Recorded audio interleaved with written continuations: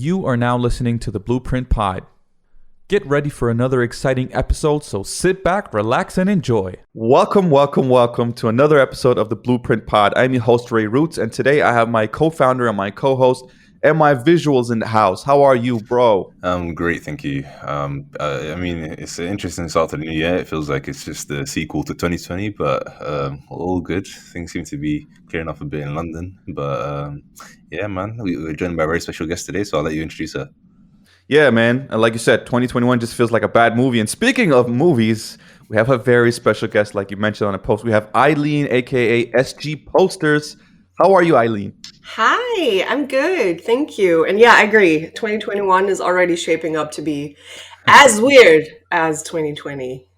Yeah, definitely. And Eileen is a poster artist / graphic designer. So I'm wondering if you're going to make a poster about COVID at some point. Oh boy. Actually, it's been a topic in the poster collective I'm a part of, in the poster posse. We talked about it if we want to do something for COVID. The thing is, it's everywhere, so, and art is kind of our safe place, our little way to go when everything else is going to so we decided not to, or as a collective. Artists individually can do whatever they want, but we want to bring joy and not remind people that we're going through hell right now. I have a question. Yes. What on earth is a poster posse? Because to me, it sounded like a mafia of poster designers who decide what the community. Sitting in a dark room smoking cigars. Yeah, with like a round table, and then like the head poster leader decides. Oh my God, I would love that, to be honest. But no, it's way more positive than that. Oh, okay. No, it's actually it's Don and Rebecca from Los Angeles, and a couple of years back, along with like 6 artists, pretty much decided, hey, we're all doing this movie poster thing. And a couple big names like James Gunn saw their stuff online and shared it and stuff like that. A couple of weeks later, Marvel called and did hey, want to work on something official. And that's pretty much how they started. It was all coincidence. And by now they have the biggest clients in the industry under their belt. And it's, a growing collective artists of, international artists. So we do have artists from pretty much all over the world. And clients can book us. It's you basically book the poster posse, choose the artist you enjoy, and let them create stuff for your project. That's really cool, because I was thinking you meant like a community of it is a community, I guess, but a community of designers or artists that just happen to be like in some kind of forum, but you actually mean like a proper organized. In this case, the poster posse is an actual agency by now. Like you have to be, they have to take you on as an artist. So it's not like anyone can just, be a poster posse member. You have to, send in your portfolio. The usual, if you want to be part of something, you kind of, present yourself and they see if you're a good fit. And of course, you have the general poster community as well. With community-based sites like amp.com, alternativemovieposters.com, and stuff like Poster Spy, where pretty much anyone can upload their stuff, but they're not, it's a wider community, while the Poster Posse is an actual thing you can book for your project. So yeah, it's a little different. That's way less dramatic than what I thought. It is. But it's also a lot of fun, to be honest. We do have roundtables too. We had one last night. Oh, wow. So it's like, I think we're like 20 people on Zoom talking, everything COVID, creative and stuff. It's fun. That's pretty cool. Yeah. That's awesome, actually. Yeah, because we're also lonely. We're all pretty much 80% of us are freelancers, so we don't get a lot of, human interaction on a day-to-day basis. Right. So it's kind of cool to talk, posters and clients and stuff. Clients, of course, within, NDA guidelines, but talk projects that we can talk about and just, be last night we talked about, the future of art and where we can go with our group and stuff. So it's going to be amazing, and just very happy to be a part of that. Where are you based? I'm from Germany. Good old Germany. We're supposed to get a snowstorm, so I hope we still exist tomorrow. But yeah, gonna be fun, I guess. Has it snowed much lately over there? Or at all? Here, Yeah. it has like 2 weeks ago. It did a little bit, but right now they're calling for like 30 centimeters, which is quite a lot for Germany. Okay. So yeah, we're gonna see what's happening tomorrow. Yeah, we had the one snow day in London, and everyone went crazy because we haven't had snow in like since 2017 or something. So Yeah, it's yeah, crazy, right? yeah. But it's funny because we had one day and everyone was complaining. Yeah, it's always, and in the meantime, Norway and people look at us going like, what's wrong with you? Why, it's just snow. Yeah, literally. I live in like the one Scandinavian country where it doesn't snow regularly. Oh. Every time I see like him on his snaps or whatever, his Instagram, he just seems grey all the time, and I'm like, damn, you just live in Scandinavian London. You're in the UK. It's way more grey in the UK. Definitely, like I would say our buildings so. have colors. Yeah, yeah. At least that, yeah.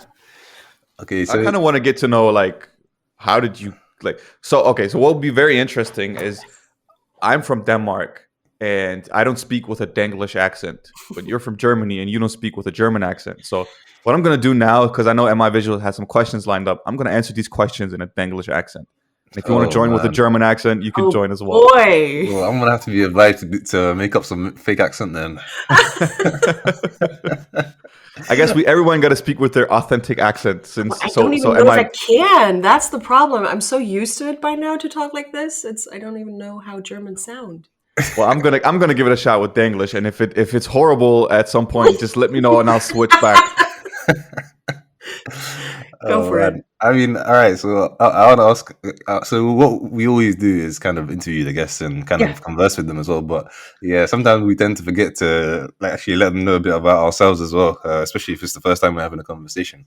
Mhm. So yeah, I'm a designer as well. I've been doing it for the last 5 years or so. Now we started this brand called the Bluprint, and that's to do with just like creative expression and productivity, and just trying to help people like learn lessons that we've learned, and also learn from other people who've learned a lot more than us, and other people with like really interesting backgrounds and stories to tell. So that's like kind of our background. But yeah, full-time IT professional, so that's a totally different thing. So it's interesting to talk about like the work-life balance as well, in between like trying to learn your hobbies and develop them and monetize them if you want as well. So I'll just let Ray speak a little bit about himself as well. Yes, my name is Raymond Woods, and I come from Denmark. Oh my god. I take photography lessons when I was kid, and I learned over the years. Should I switch back? Yeah. Yeah, please. Okay. It's kind of painful. I feel like you. Yeah, I know. Like, this is my everyday life. It's so weird. It's so weird. I feel like you practiced that in the mirror. Oh no, I'm pretty good with accents, but well, people get offended when you do their accent, so I can only do the accent from the country where I come from. Okay, the British one. But no, not a British one anymore. I forget, every time I do that, it just ends up being horrible because I haven't done it for years. But anyways, I'm Ray. My real name isn't Ray.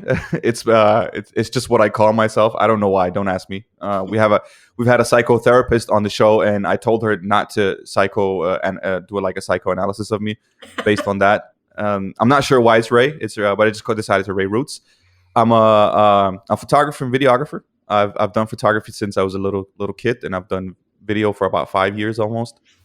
And yeah, I like to call myself a visual storyteller rather than just a photographer, because I like to really focus on telling stories in the pictures that I take and the videos that I create.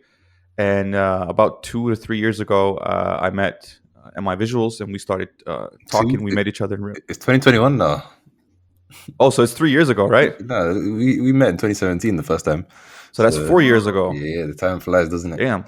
Yeah, so we met in 2017, and I stayed over at his house and started talking about the Bluprint and stuff like that. So here it's just, oh, by the way, I'm an IT professional as well in my profession. Yeah, so if you need your computers fixed, I'm joking.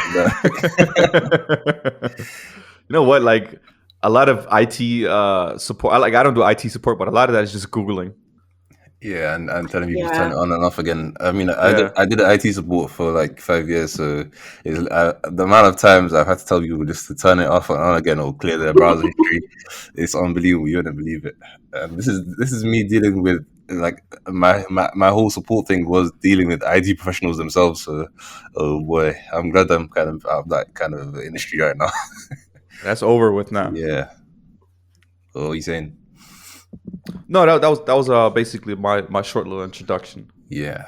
So, all right, cool. So we'll do a little set of icebreaker questions. I thought because sometimes we just like to do a little challenge or a little bit of something different from the usual conversation. So yeah, I've got a few questions. I'll just ask you guys, and you can let me know what you think, and then I'll say what I think as well. So, question number one: what Harry Potter house would you be in? Ooh. You want to go first, Eileen? The Hogwarts house is that, right? Yeah. Yes. That's easy because every single test I've taken was the same thing, and I'm definitely a Ravenclaw. Wow. Yeah. I don't know what I mean. I know what that means, and it's. They show? What kind of characteristics are they meant to show then? I feel like they're very kind, very intelligent, very knowledgeable, all that kind of stuff. I would have to look it up, but I feel like it's a good thing. Like it could have been worse. I'm personally not I mean, aesthetic wise, I would love to be a Slytherin just because I love green, and that would definitely be my common room thing. The aesthetics are pretty cool. Yeah, like I green love and that. gold. Yeah, that's kind of neat. But yeah, I'm a Ravenclaw. I think in my visuals would be a Hufflepuff because they're so forgetful. Like you never pay attention. Wow. I'm forgetful. I'm the one that organizes this thing. Oh man. I mean, I feel like everyone has their because like Gryffindors are the heroes and the stars of the show, so it's interesting. But yeah, I feel like everyone that does a test ends up being a Hufflepuff, or they go the other route, end up being a Slytherin or something. I don't know. I haven't done a test I haven't been on Facebook to do them kind of tests for a long time. But yeah, I'd probably end up being a Hufflepuff as well, like you said. Like I said, Yeah. you forget about him. Yeah, but as long as everyone comes together to defeat the villains, it's fine with me. True. Yeah, Hufflepuffs are chill. Like, they never get in trouble. Nobody notices that they're there. They just kind of chill. Wow, yeah. And they're cool. I'm like taking cool. that back now.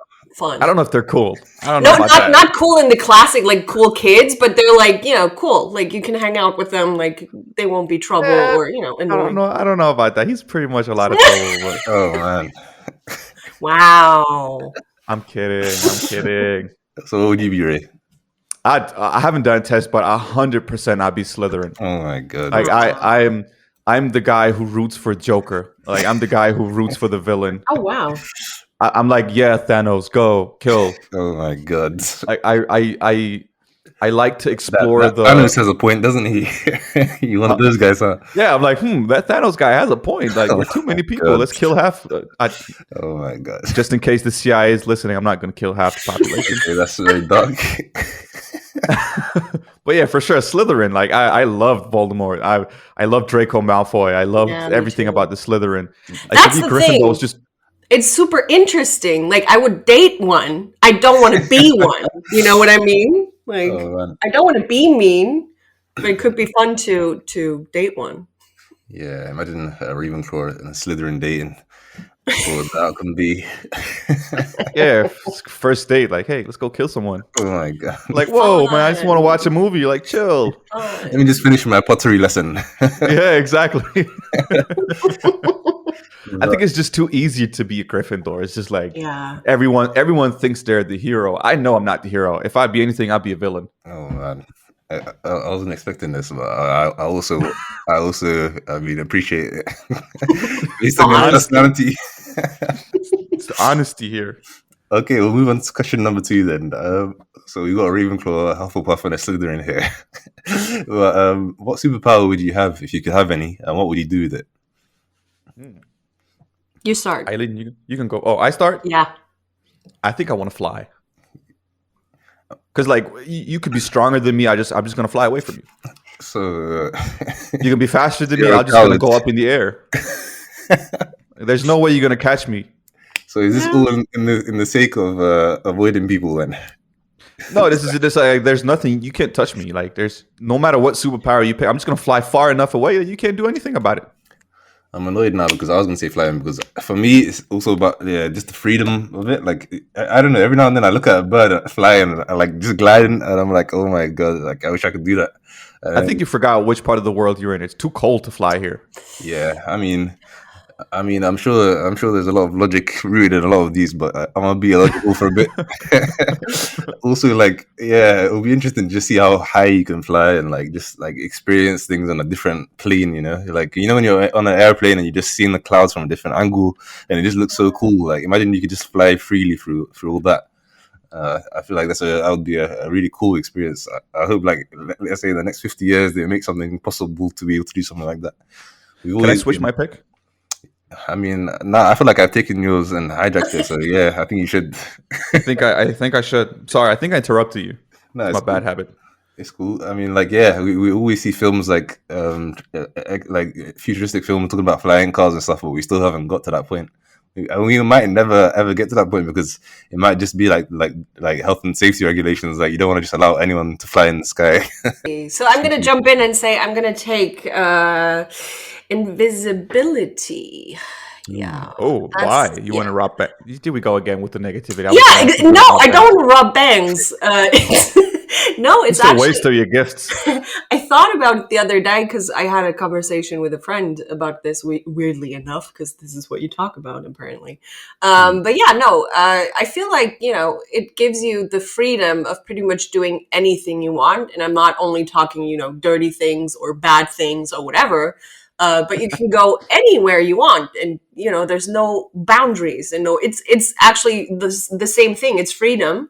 Because you don't have to stick to rules or whatever. Like, I can fly anywhere first class, go to the best hotels, people won't notice. Like, I can go to the White House and see what's up with Area 51. I can do anything. So So in Area 51, they're probably invisible themselves. So yeah, but I mean, don't you know the like, story? Don't you? I don't know even know if it's a story or if it's real. Like, if there's a new president, they get the whole, like, is it a bag or suitcase or something, and there's like all the super classified information there. Oh, yeah. And they can take a peek. Like, isn't that a thing? I thought that's a thing. Yeah. I heard that as well. Yeah. I don't know if it's true, but I like to believe that it's true. Me too. I want to switch my pick. I want to. I don't know what it's called, telekinesis or telepathy or whatever. I want to move stuff with my mind, because I want to play professional sports, and I'm not good at any sports. So yeah, you want to be a fraud in professional sports then? Yes, I want to be remembered for being the best, but not really being the best. Oh man, That's kind of cool. Yeah, I mean, that's better than just robbing banks like you wanted to. I mean, you shouldn't say that, but I'm kidding. The interesting thing about invisibility is, like, now mask wearing is very common. I mean, I feel like a few years back, every now and then I saw like a Chinese tourist or something in London, and they were always wearing masks, and I was always thinking, for them, it's probably some kind of sense of anonymity there.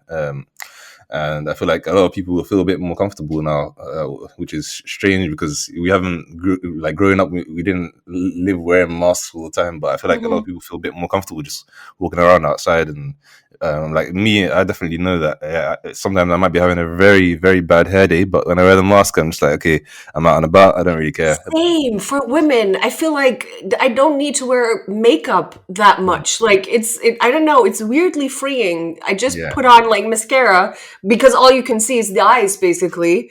And that's pretty much it. Like, I don't even worry about the rest anymore too much. It's kind of freeing, to be honest. Agreed. I hate it. Because it puts I have a big beard, and it put like a dent in my beard, and it's like you can't comb it out. You gotta like wash it and then dry it before it fixes itself. So I absolutely hate it. It ruins my look. I don't look as cool anymore. Yeah. Oh, well. I mean, good thing is we're not supposed to go out anyway, so no one sees you. So. That's true.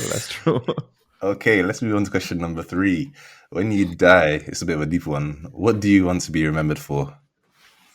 Now you can go first. All right, I'll go first since I haven't yet. For me, I've like growing up. I come from obviously an immigrant background, so my family's from Somalia. But like a lot of my family are like teachers, doctors, academics, and a couple of them have published books and stuff. And I want to go down for having kind of go down is pretty deep, but I want to like be remembered for having achieved things that helped my community and the people that my family and the wider circle that I have, in terms of like opening doors for them, making like obviously like opening doors for anyone is great, but yeah, opening doors for them, especially with that kind of community, they don't really appreciate artistic creative expression as much as other communities do. So I want to kind of open doors for people, anyone that's not like kind of comfortable with where they are in life. I want to like eventually have some kind of organization in place where I can help people find jobs that they really enjoy or careers that they really enjoy, but in a lot more of a personal way than a lot of like the career industry, like career and personal development industry you have at the moment, because I feel like those aren't very personal. They just like direct you in a certain way, but they're not really someone really appreciating your situation and the context of your life. So I kind of want to have that legacy, if I can say so, and also just really enjoy my own work, and at some point in my life be content with my creative work that I've put out, and just like feel like I'm an established creative. But I feel like obviously with imposter syndrome that might never happen, but I'm already getting to a point where I'm like quite content with, if I don't put something out, that's fine. There's no pressure, no one's gonna kill me if I don't put out artistic art. So yeah, I just want to get to a point where I feel like I put out the best work of my life. So yeah, two things, like community and also just get to a point where I feel like I'm at my artistic best, if that makes sense. Yeah, that was a bit of a longer one. What would you say you want to be remembered for, Eileen? Funny enough, exactly the same thing. I maybe more in the artist community itself, because that's what I'm basically doing already, is trying to build other artists up, or help them if they don't have, because I do have by now quite a big following on social media, and I'm trying to kind of pull others with me. So I do share quite a lot of other people's art, and trying to get it in front of more eyes, and maybe the right eyes. I'm trying to connect people, if possible, if I know people, looking for certain people, or if I don't have time for a certain job, then I'm giving it to someone else. So basically just trying to, be a good person on top of artist, hopefully, because that's the other thing. Of course, I want to be, the best artist I can be. But yeah, I'll see. I mean, all of this came to me pretty much like as a coincidence. So I didn't plan to be a movie poster designer. It kind of just happened. So I don't know where this is going still. Like, I don't know. But yeah, basically those two. I thought when you said exactly the same, I was going to ask if you also had a background from Somalia. No, I don't. But that's what that's what I meant. It's pretty much the same, as in, you are a little more global in your idea. Like you want to, help people. Right. And I'm a little bit limited to the poster or the creative industry in movies. That being said, I mean, Germany doesn't have too much of that. I'm gonna hold that thought, because I'm gonna ask. I wanted to ask about how that is over there, but yeah. Mm-hmm. Yeah, I mean, with poster design, that's still very international. So you're definitely going to reach a huge community. Yeah. So mine might be more, my idea of my success or my idea of my legacy might be a lot more limited in that way, because I'm kind of targeting my community. But obviously, I also want to help as much people as I can. But yeah, that's kind of idealistic. But yeah, we'll let Ray speak then. I mean, for me, that's a really hard question. Like, what I want to be remembered for? Because on one end, for me, it's not any professionally. I don't necessarily want to be remembered for something I do in the creative field or in my work or anything. On one hand, I wanna be remembered for being a good example for my kids. I don't have kids now, but I'm married, so at some point, hopefully, we'll have kids. I want to be remembered for setting a good example for them. But at the other hand, like, I don't want to focus on being remembered, because I think that takes away the genuine actions that I think will cloud uh, your judgment and start making you obsess about things instead of focusing on what is the most important, in my opinion, at least, and which is to me is to set a good example for your family and impact lives. Um, so if I could impact a lot of lives around the world, that would be great. But I think my main goal is to impact the ones who are the closest to me, because those are the ones who are going to be around me every day. If I start posting on YouTube or doing these podcasts and whatever, people only hear my voice for an hour a week. But my family and my closest circle, they're gonna be around me for years, hopefully, unless something bad happens. But they're gonna be around me for years. So if I can make a good impression and leave as someone who's a good role model, that means I've done something right, because that Yeah. means they know how to deal with me, and they can deal with me 24 hours a day. So That's a I good think that's one. what I want to remember for. That's a good one. I like that. Okay, so question number 4: if a movie was made of your life, what genre would it be, and who would play you? I'll let Ray go this time first. Oh my god. I think, does it have to be accurate about your life, or do you want, like, if you had to I make a mean, movie? have a bit of fun with it. It's cool. I mean, okay, so my life is pretty regular. Like, there's nothing you want to make a movie about, I think. I mean, there are certain things, but it's not movie potential, I think. But if I had to make a movie, it would have to be a thriller. I absolutely love thrillers. And you add a twist of crime into it, that's perfect. And then if someone had to play me, I would probably say Heath Ledger. Heath Ledger with a big beard. Oh man, I can Yeah. imagine that. Well, he's dead now, so that's not going to happen. But if in an ideal world, or Denzel Washington, even though I'm not black, but whatever. Oh man. Oh, I mean that's interesting. But yeah, I'll say mine. So for me, it'll definitely have to be. I love mystery. I love crime thrillers as well. I love like a good mystery film. Trying to find out what's gonna happen.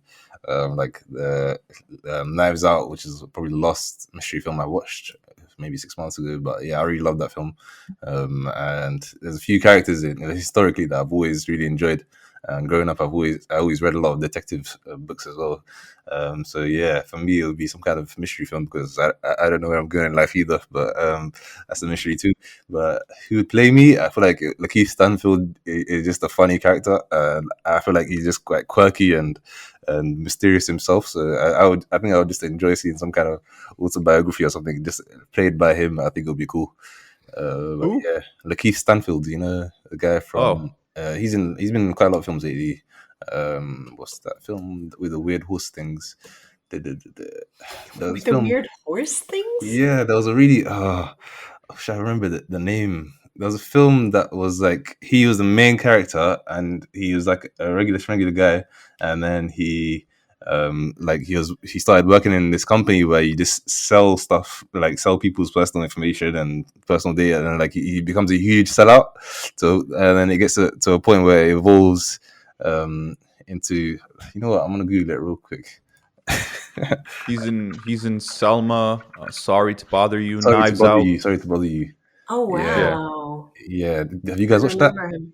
No, but it says he plays Cassius Green. Yeah, he's such a. That film was so weird. It started off, I think it started off strong, but towards the end, like basically, he becomes such a sellout. Like he sells out some medical company that's selling drugs that haven't been tested properly, and they start like making human horse hybrids because they want to build like Okay. they want to build like the perfect like slave workforce basically, and that's like the evil like side of things. And he's kind of selling himself out to that, and then at the end he comes to his senses. But it's a really weird film, and the whole horse thing was just weird. I couldn't take that. But yeah, in general, I really like him as actor. So yeah, he's probably my favorite actor at the moment. So yeah. What about you, Eileen? Oh boy, my film would be. I would say it would be directed by Ari Aster. But it would be he did Midsummer and Hereditary. So it would be horror, but it would have, because I'm a huge horror fan. It would have comedic things in there brought in by Anna Kendrick, which is pretty much what I so much identify with her on a very, deep level. So yeah, I don't know. I mean, it would be maybe throw some Tim Burton in there just for fun. So it would be a whole like a LSD trip of fun horror. I don't know. It's just, I feel like what I would love to see is some kind of abstract Dali version of the creative process. Like what happens in your brain when you get creative. Something like that could be very interesting. Oh, that sounds very interesting. Yeah. I have a confession to make. Hmm. I haven't watched a horror film in almost 10 years. What? It's See, all this I is why watch. this is why he wanted to have flying as a superpower. He's a coward. Yeah, I'm going to fly away. I'm going to tell this quick story. It's going to take a minute and a half. When I was 17, my friend called me over and he said, I have a movie that we should watch together. And it's a documentary. He said, it's a Japanese documentary. Oh, no. It wasn't a documentary. It was a mockumentary filmed in the style of a documentary. But throughout the whole film, I'm thinking this is real. And it turns out it's a Japanese horror film. Oh, no. And I think it's like 2 hours almost. And throughout the whole 2 hours, I think this is real. I go home. I'm scared to use the bathroom. I'm 17 years old. Like, I'm not a kid at this point. Mm-hmm. I'm scared to use the bathroom. And then 3 days later, I find out it's not a real, like it's not an actual documentary. But ever since that day, I haven't watched a horror film. Oh, wow. That traumatizing. Like, I have a lot of trauma from horror films. Like my brother would put something on when I was like 6 and say it's a comedy. And then the dude just goes around and kills people. Oh, nice. Like, so I have a lot of horror film trauma. Oh. I'm an only child, so I never had any weird pranks or mean pranks from siblings and stuff. So I just naturally grew up with it, like because I was curious around. I don't know. I think after seeing Never Ending Story as a kid, I really enjoyed the scary parts. And when I got like into puberty and stuff, that just like Tarantino and then, farther into gore and stuff like that.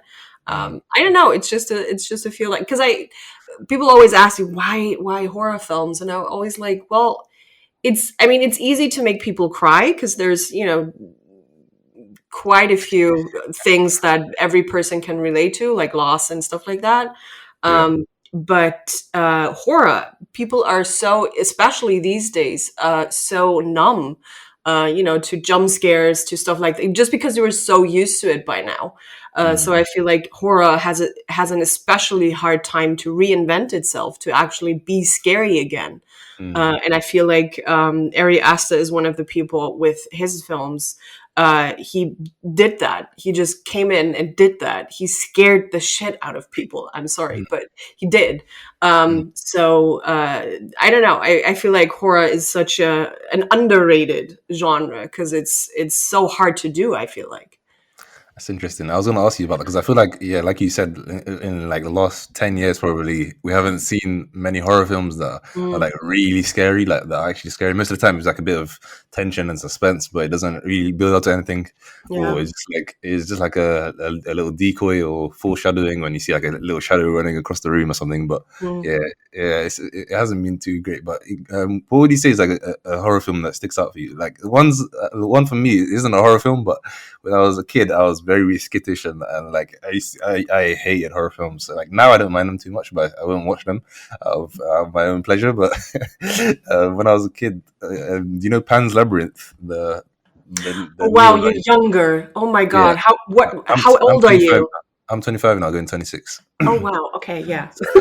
I wasn't that young. I was probably early teen, but Pan's Labyrinth, like oh man, like the newer version. But yeah, I remember seeing that guy with the eyes in his hands, and boy, that scared the crap out of me.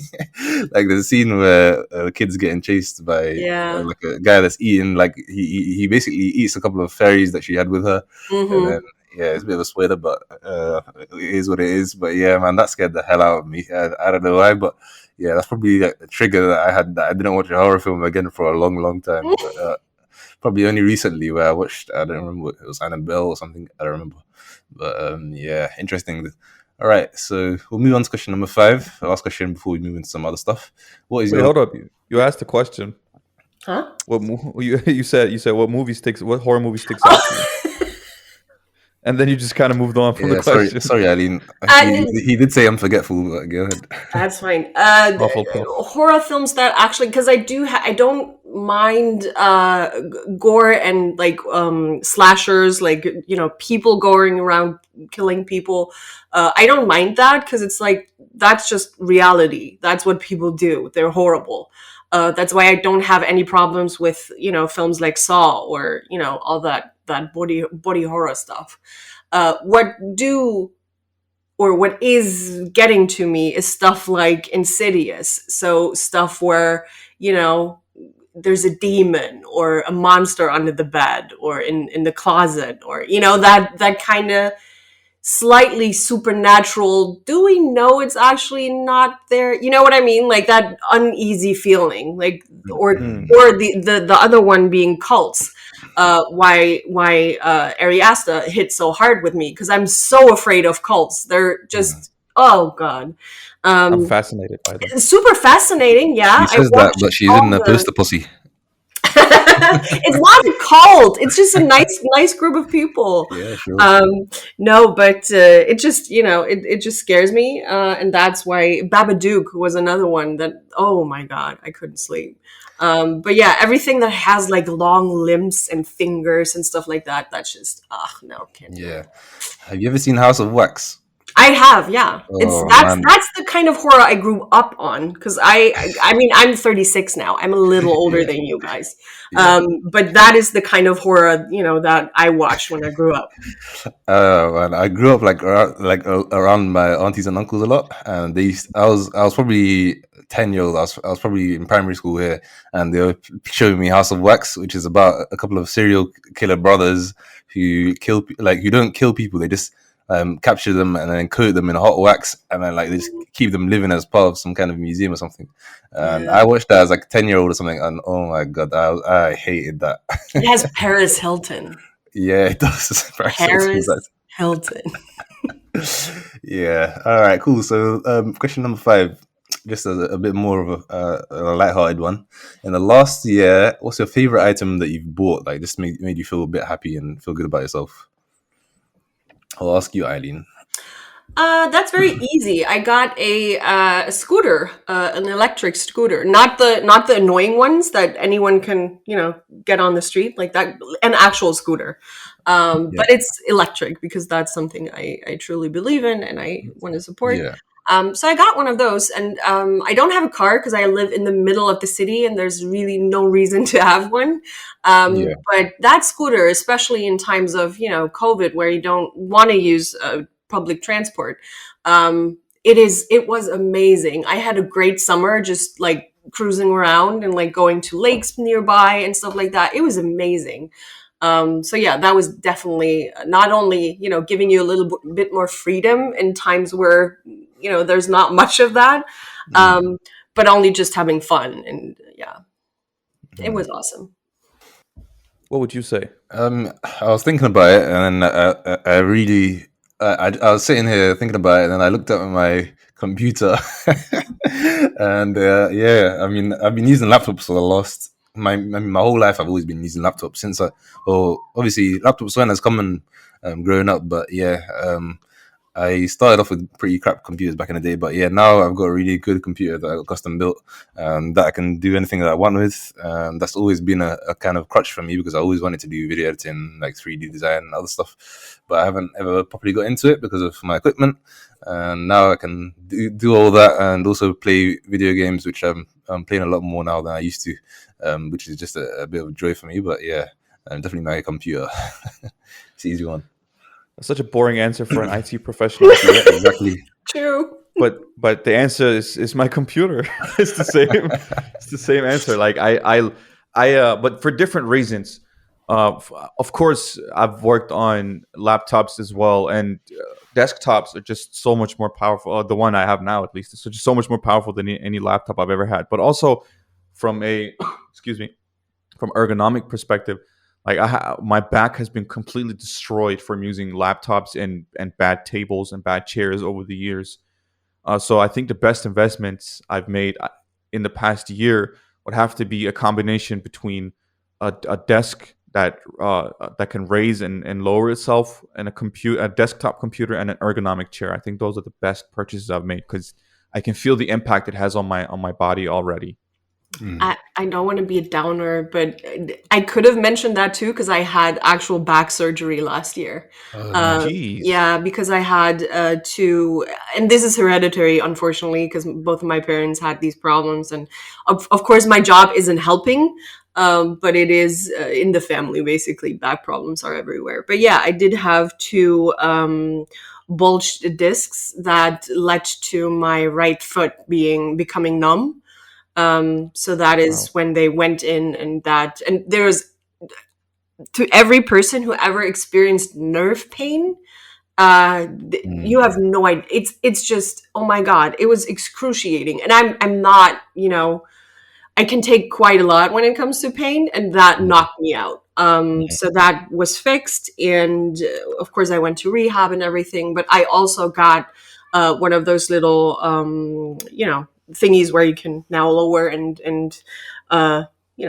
standing desk thingies. Standing desks. Yeah. And a proper chair and stuff like that. So I got all of those things. But yeah, it's that's one thing I can tell old people, please look after your back. It's so important. Oh, for sure. What's the worst purchase you guys have made in the past God, so much. I don't know. I can't say I have. I don't know. I feel like I've been a lot more meaningful with my purchases, but because I've already gone through several years of buying craps. Yeah. Responsible. Hufflepuffs are responsible people. Oh man. But yeah, that's the end of the icebreaker questions. It's gone quite a while, but yeah, just getting to know us a bit. Wait. What's the worst purchase Eileen has made?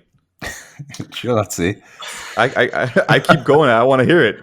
Oh God, like I said, there's been a lot, just stuff that I thought would be useful, but then realized, I don't need that. I don't know. I bought a wig. I bought an Afro wig. A wig? A wig, yeah. It was meant to be for my videos. It was meant to be for my videos. Yeah, I didn't use it for like a year, probably for like 8 months, and then in the last 2 weeks I've started using it for some skits that we've used in our videos, and I can't lie, it's been a great purchase. I remember you sending me a picture with you wearing that. I just thought that was your hair after lockdown. Yeah, it wasn't. Brilliant. Yeah, I've gotten to the point where my hair doesn't grow like that anymore, but it is what it is. So that's just a bit of self-care, guys. Make sure you're looking after yourselves, looking after your health. Self-care is good. If you want to buy something... And your wallets. Yeah, but don't put yourself in debt, please, too. All right, cool. So I want to talk a bit about how you got into design in general, like your creative origins, how you originally started creating. Was it something that you grew up doing as a kid, or is it just something that you picked up in your later years, what would you say? No, I was always creative. As a kid, it was crazy. I was a massive fan of The Little Mermaid, Disney's Little Mermaid, and I drew her pretty much every day on everything. My parents went crazy, but yeah. So that whole thing in my childhood was definitely art, like all kinds of art, from drawing to painting to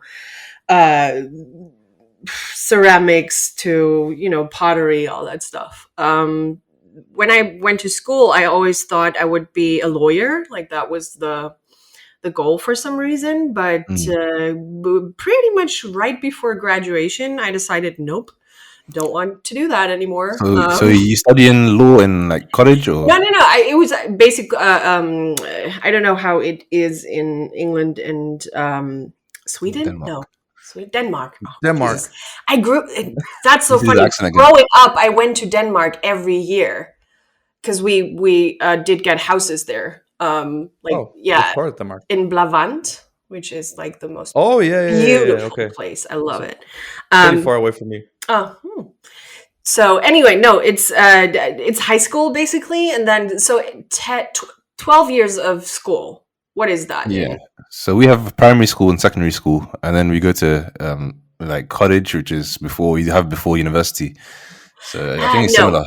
Yeah, something like that. But pretty much, like, I didn't study law. It was the plan to go to university and study law, but I decided not to, and instead went into graphic design, which is something. It was always between the two, and in the end, graphic design won. So I did that. I did an apprenticeship in Germany. That's pretty much how you, without studying, are learning a job. So you get a certificate in the end, everything, and you can officially work in that job. Obviously, since it's not a university thing, you're not getting paid as much. So what I did was doing that first, seeing if that's what I want to do, and it was what I wanted to do. So I went to a university after that. So yeah, basically, I have two. How you call it?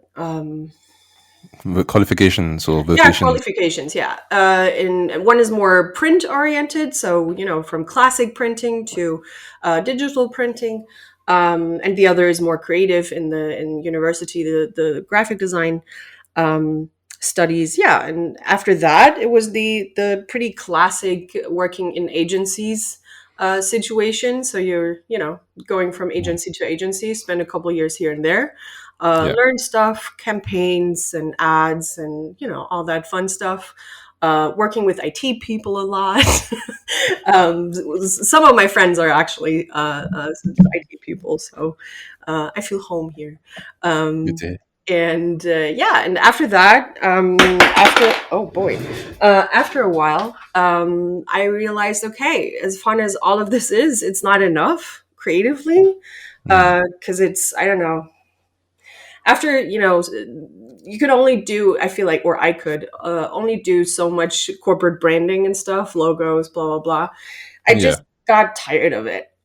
So I decided to do something on the site, which was creating my own versions of alternative movie posters, or my own versions of movie posters, which were alternatives. And I did that on Tumblr.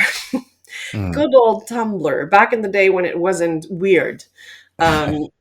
Today you can't, it's just horrible, but had a good community going there, some very nice people that I still am friends with, that I travel with, and that kind of extended from there. I made a Twitter account, I made an Instagram account, and that for some reason got some attention.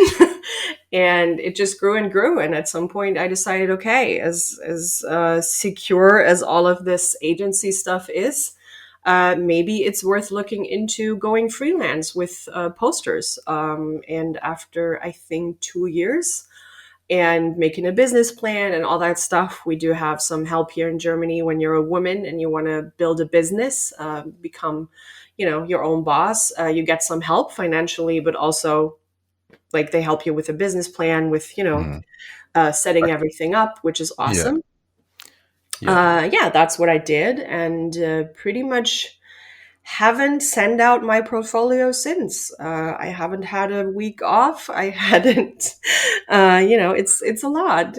I'm working with, the Poster Posse, which is bringing in people like Disney and Marvel and 20th Century Fox. But I'm also working with Disney Plus on my own, like as a freelancer. So a whole lot of the art there, or not a whole lot, but quite a few pieces by now are on the platform that are for me. And same with Netflix. And it's just going really well. That's really cool, and it's definitely something to be proud of and happy about. It's good to hear. Can I just ask, why SG Posters? The name. Yeah, we come, as I said, I come from Tumblr, and my name there, because I'm a very big, like, one of my creative idols has always been Tim Burton. Like, he was an illustrator before he was a filmmaker, and I really enjoy his illustration. And he had one character that was called Stain Boy, which was basically a little boy who left stains everywhere he went. And I thought, sad. And it's actually a very nice idea, because it's like you leave an imprint wherever you go.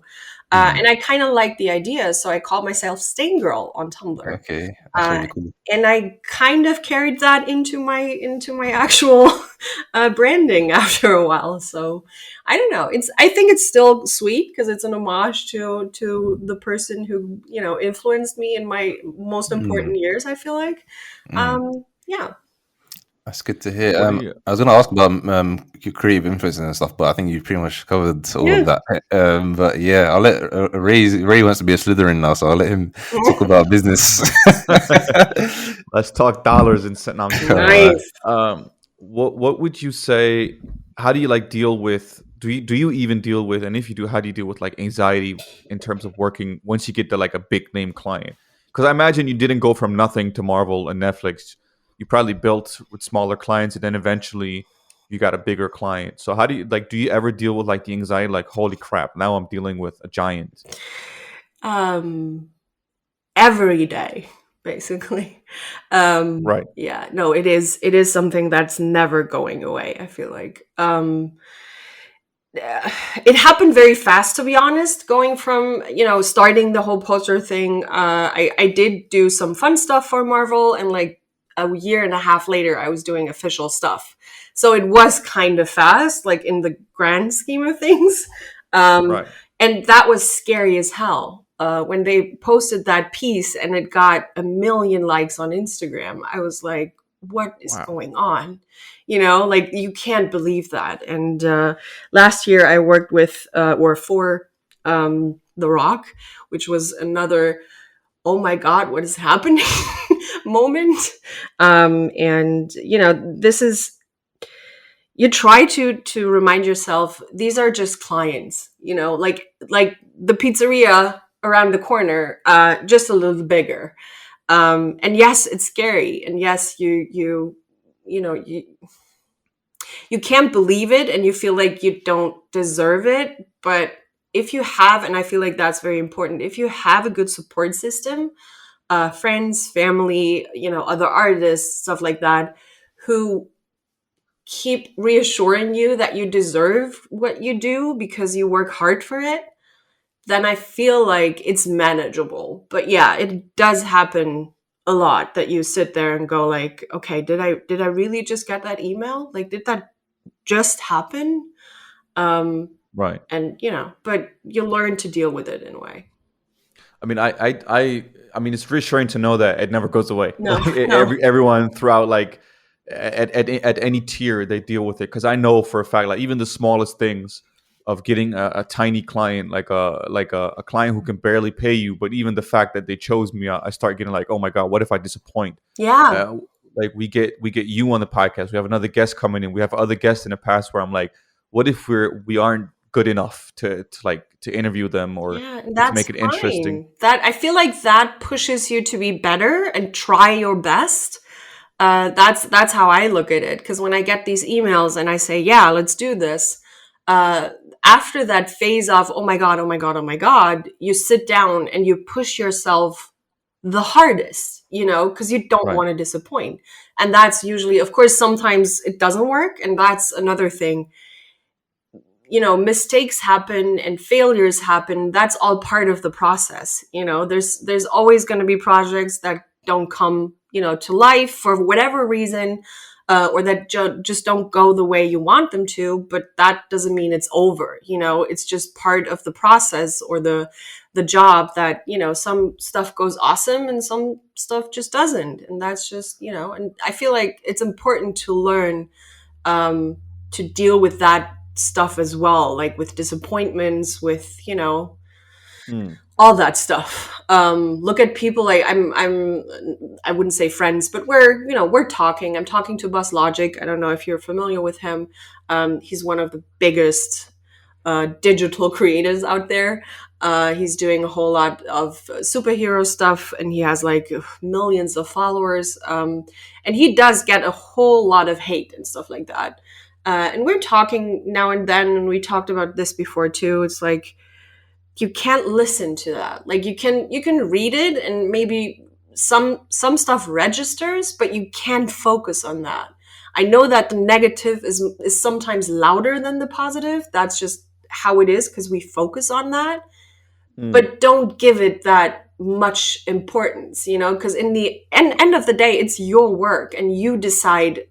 If there's no client involved, who decides how it's supposed to look. But if it's your own work, if it's your own creation, you decide what's right and wrong. And if I have so many people, whenever I post something, there's someone like, oh, I would love to see a version of that in green, and I'm like, no.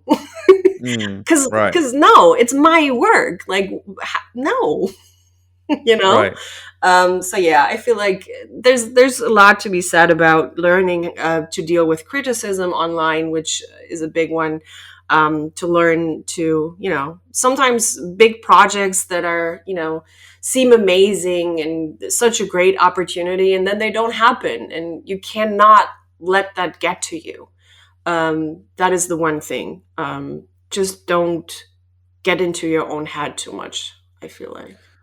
Right. So what if we would take one step back? We say, all right, at this point we're talking about anxiety dealing with clients, but how do you even go about finding clients? I know you mentioned you have an agency that you go through, but you also freelance, like individually work with Disney Plus and stuff. So how do you go about getting actual clients? And you can talk about how you did it way before you started getting these bigger references, and you can talk about it now as well. It's kind of up to you, but that would be very interesting to hear. Yeah, in the beginning, of course, it was a lot of sending out your portfolio. So what you do is you go on sites like LinkedIn, or, there's, for posters especially, there's a website called Imp Awards, which basically publishes all the new posters that are coming out, and they give credit to the agency who created it. So you can go to the profiles of the agency, go to their website, see if they have job openings or looking for freelancers, stuff like that. So it's your basic research of, okay, I want to work in this field. How do I make that happen? You need a good portfolio. That's a given, I guess, like as a designer. So you send out your portfolio, a nice little letter, and hope that they reply. If they don't, send a reminder a couple of months later. Maybe you're just not there yet. That is sometimes, sometimes we want too much too fast. So it's worth, checking back every now and then. And the big thing these days is social media. I feel like that is how I got a whole lot of attention. So try to build your brand on social media. Don't be scared. Like I said in the beginning, don't be scared to lift each other up as well. Cause I had so many, clients doing I love that you feature other artists as well, that it's not just a, ego show and you're basically just there to promote your own work, but, show us other stuff as well. Because, that's the one thing people don't understand. We are rarely as designers competing for the same thing, because a client has a very clear vision of what he wants, usually style wise. Maybe not exactly, but you know what I mean? Like, he has a direction he wants to go in. So that filters out so many artists already, because it's just not their style, And they're, in the end, it comes down to like 5 people. And these five people, those are competitors. The rest were never in competition. So that is why I don't understand why, I, as someone who works very minimalistically, very reduced, very with a lot of iconic imagery, I cannot put myself next to, I don't know, Adam Stothard, who's a very, very great illustrator who does very detailed art, very, painterly style. We're not competitors, So I'm not afraid to retweet or share any of his stuff, because it's like people who are looking for minimalism, aren't looking at him, and the other way around. People who are looking for painterly stuff aren't looking at me. So there's no competition going on. So yeah, social media, definitely a big one. And then it's, to be honest, it's not giving up. That is what I see a whole lot, that people try once and do that didn't work, and think that they never gonna make it happen. So I feel like sticking with it and really, trying to make it. And the other thing is, if you're building a brand and if you're trying to show people what you want to do, create the stuff you want to do for real. So if you want to work for Marvel, create Marvel posters. If you want to do branding and logos and stuff like that, create your own logos and show it to people. They have to see what they're getting if they're hiring you. You know what I mean? Right. So yeah, that is basically the big three. And at some point in your career as a designer, it will happen. And unfortunately, I'm very grateful it already happened to me. I don't have to look for jobs anymore. So it's basically, I do have like probably 6-7 agencies at this point that, come to me whenever they need help. So they book me, and this is very common in the key art world, which is official movie posters. They book you for a couple days. You will work on concepts for them, send it back to them, and that's it, basically. And to get to that position is not as hard as people think. You just have to, stay in contact with people, basically.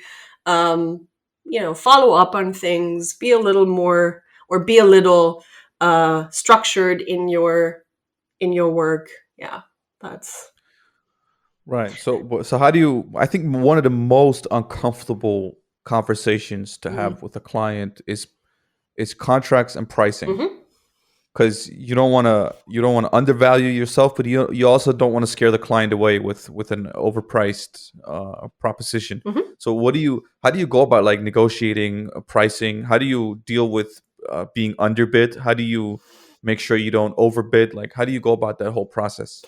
I mean, there's a few things you can always look for in movie poster design. There used to be like a rule of thumb, which is basically you can take 1% of the overall budget or 1.5% of the overall budget, which is a lot when you're looking at, hey, let's do Avengers, and suddenly, that's not going to fly, obviously.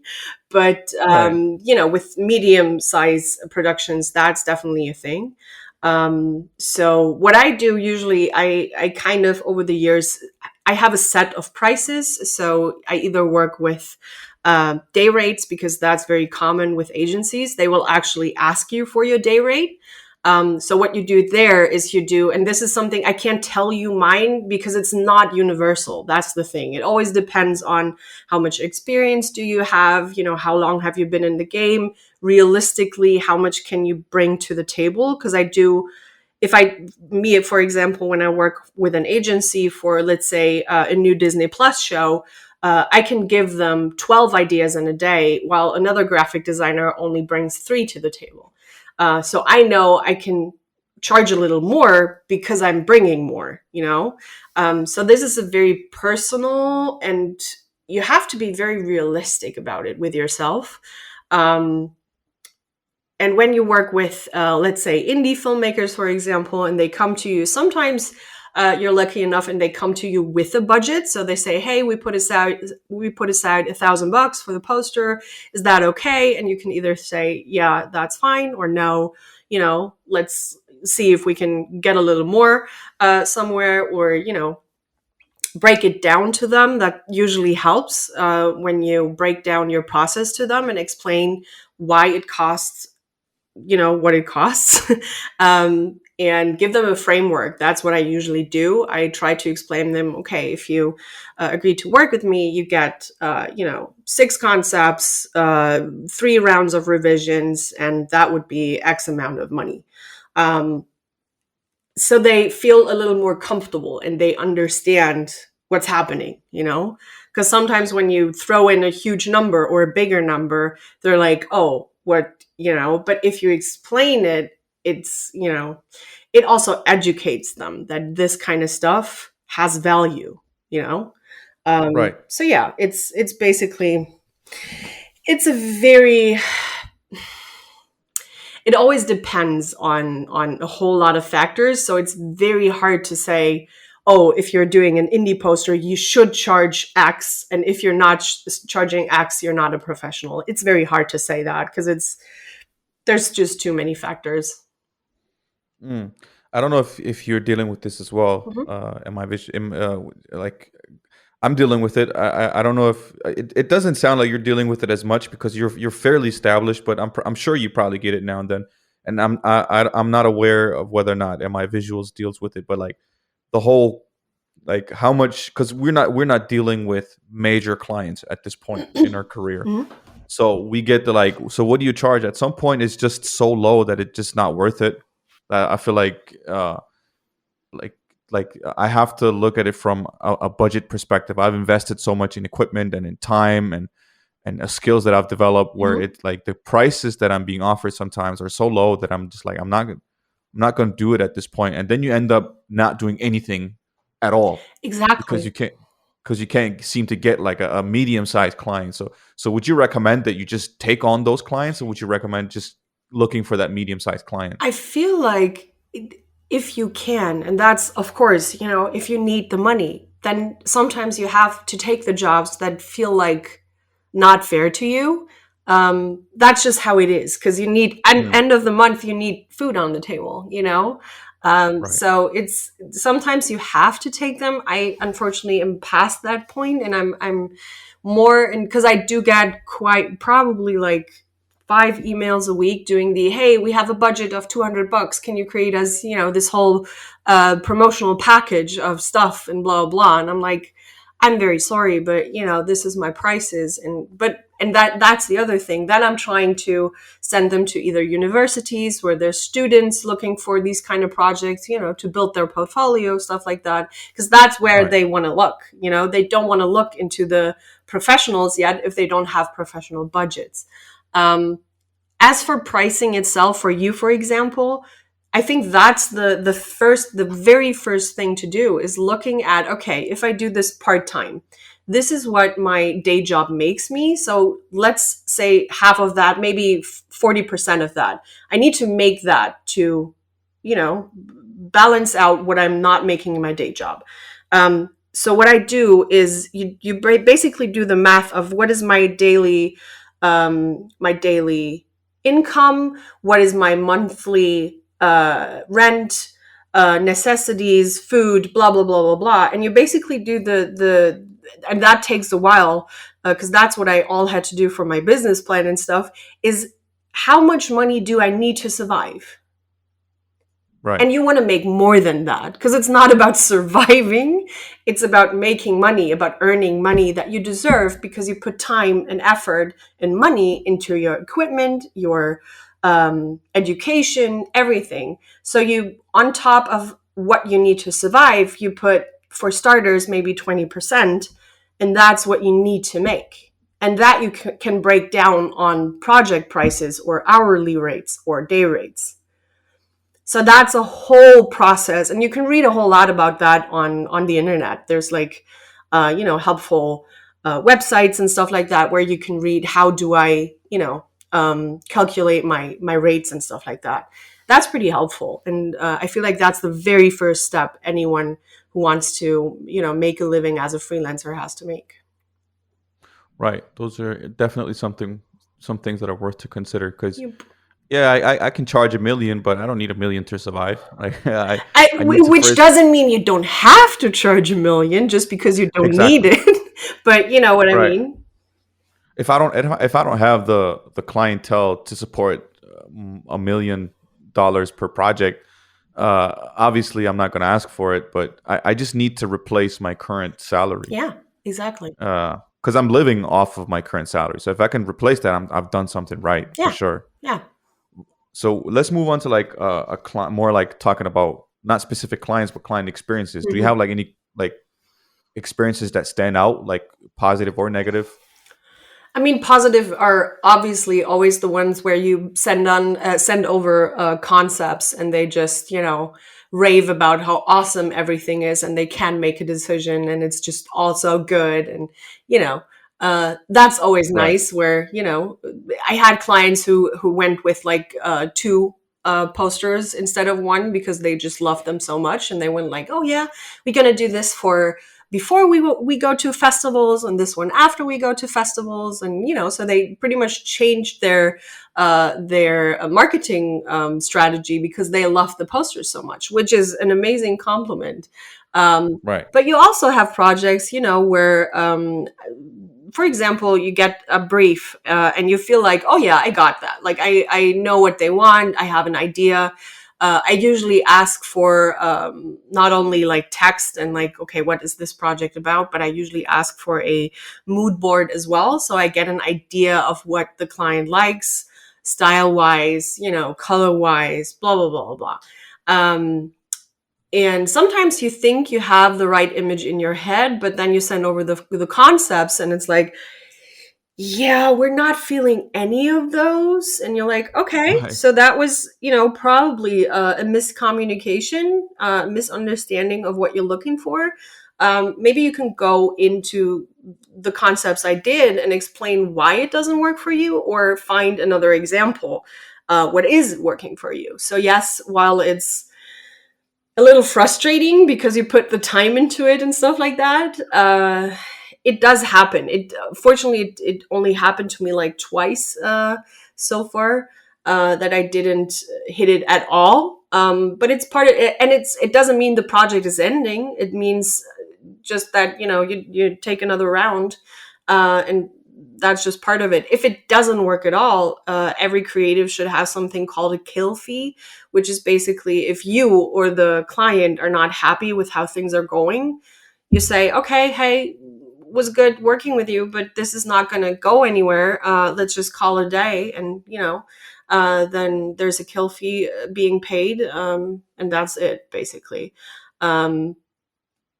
That's the other thing that could happen. Fortunately, it just happened to me once out of the 2 projects that didn't go too well.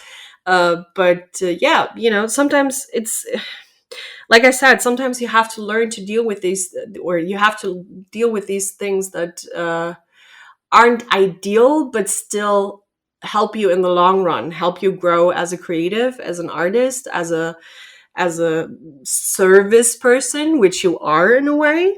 So yeah, I don't know. I don't regret anything that in that regard, but there's a whole lot of mini stories to tell about, clients not being prepared enough, clients not having any clue how to work with a graphic designer, or, not knowing what a pitch is or stuff like that. Just not being ready for the whole experience, but expecting you to be super professional about it.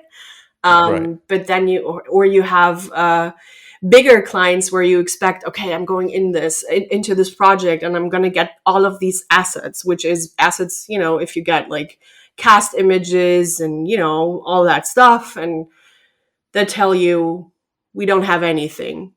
And you're like, how is it you're not having anything? You're like this, quite big production company. How, yeah, we didn't take pictures.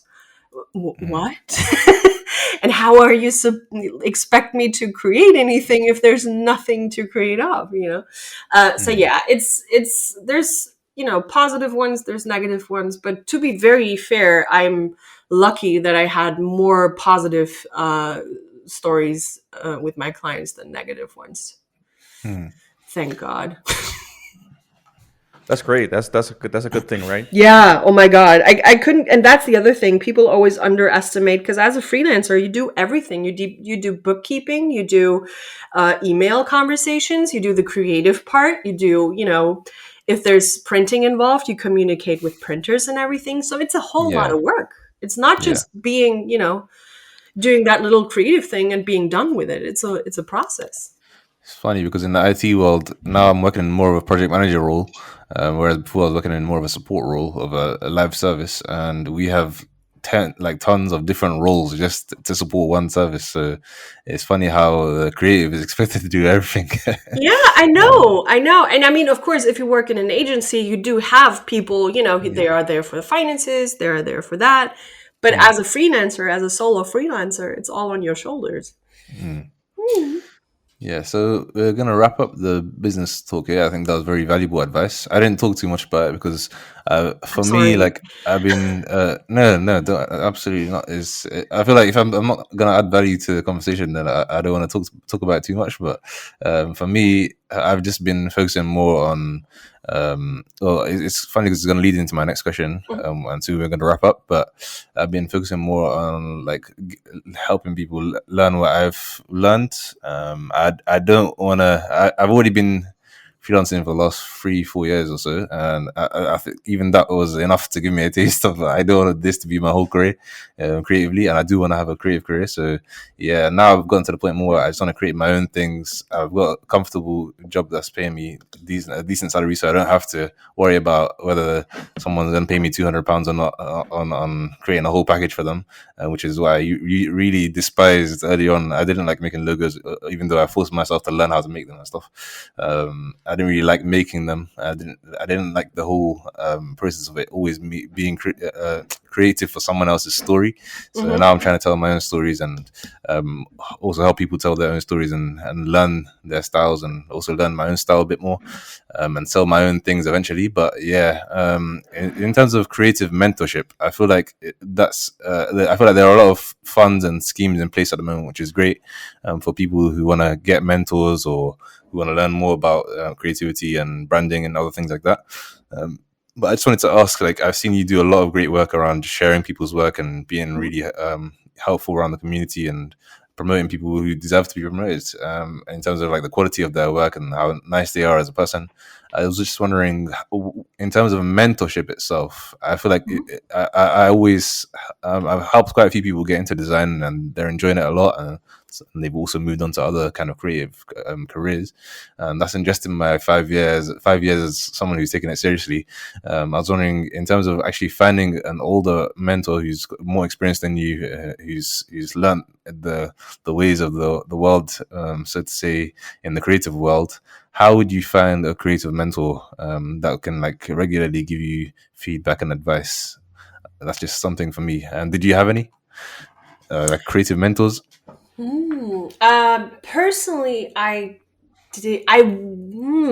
there were a couple of people because I obviously, as you can tell, I'm pretty, outspoken. I'm Yeah. not too shy. So when Mm, I enjoy someone's work on Twitter or wherever, I just message them and do the hey, hi, how are mm, you? What's up? So mm, that's pretty much what I did when I came into the community. I was like, okay, whose work do I like? Oh, I want to talk to them. mm, So I did have some people I really enjoyed talking to. They weren't so much mentors as more friends, which is whenever you come into a new field, it's like a little intimidating because they're like, okay, there's already groups set up, and now I have to, trying to find the group that I kind of belong to. You know what I mean? Like it's always a little weird.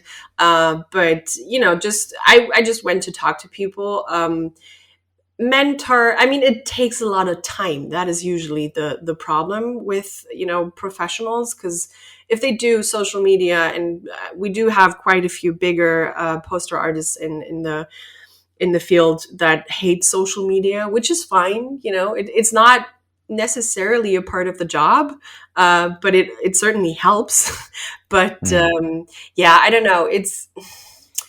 It's hard. Sometimes maybe just be honest and ask, hey, would you mind if, because I get that a lot.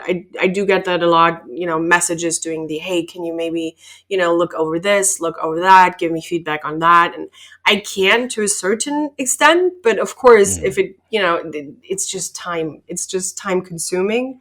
I did myself, there were two artists in my career so far in the poster world that I kind of took under my wings and tried to push a little further, which worked, which is awesome. yeah. But it's more of I wanted to help them because I saw so much potential in them. Um, Yeah.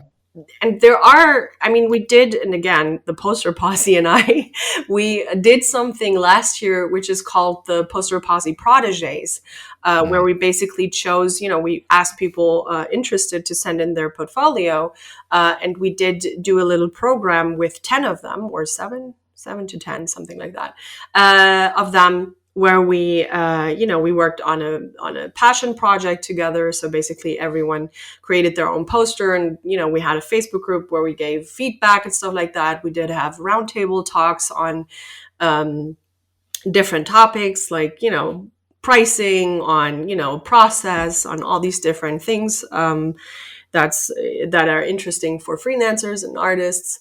And we did that over the summer. So it was like 4 months of that. And that was really good. I really enjoyed that. And I'm pretty sure we're going to do that again this year.